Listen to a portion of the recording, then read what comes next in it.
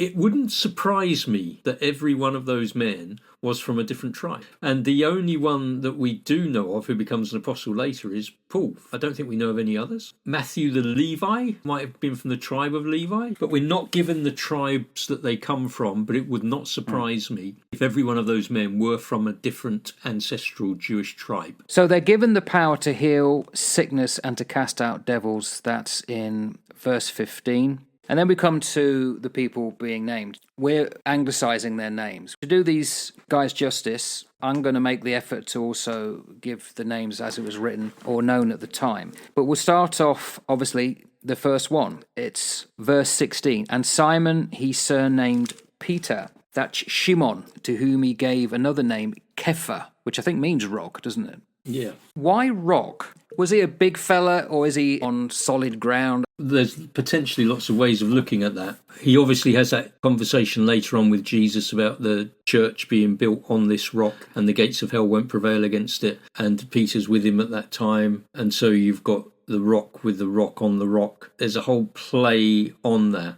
But I have read somewhere it could also mean like little tiny pebble, not like a dirty great big rock. It could just mean like a little tiny pebble. He's the first one up there. Which gives him preeminence. So you're right. I mean, he always stands out as the leader and the spokesman for the whole company of the 12 disciples. There's no doubt about that. He is always the first one listed. So you end up with Peter, Andrew, James and John, or Peter, James and John and Andrew, or Peter, Andrew, James and John, or Peter, James and John and Andrew across Matthew through to Acts. Peter is always the first one listed in any group that he's mentioned.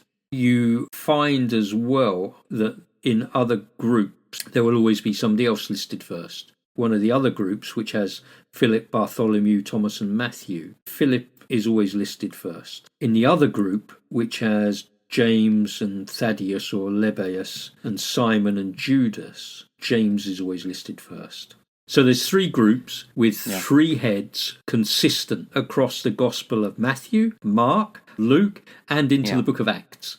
I find it just an interesting touch. He is given so much prominence. He's got the ear of Jesus whenever. He confesses Jesus as Messiah, but he denies him 3 times. And again, 3, significant number. So he's got depth to him, this guy. But again, when you're reading this in Scripture, he's just glossed over quite quickly. It effectively just says Simon, who he named Cephas, and that's it. Although the text will list some of them, some are set apart, and he's one of them. He's got his own verse, so that means something as well.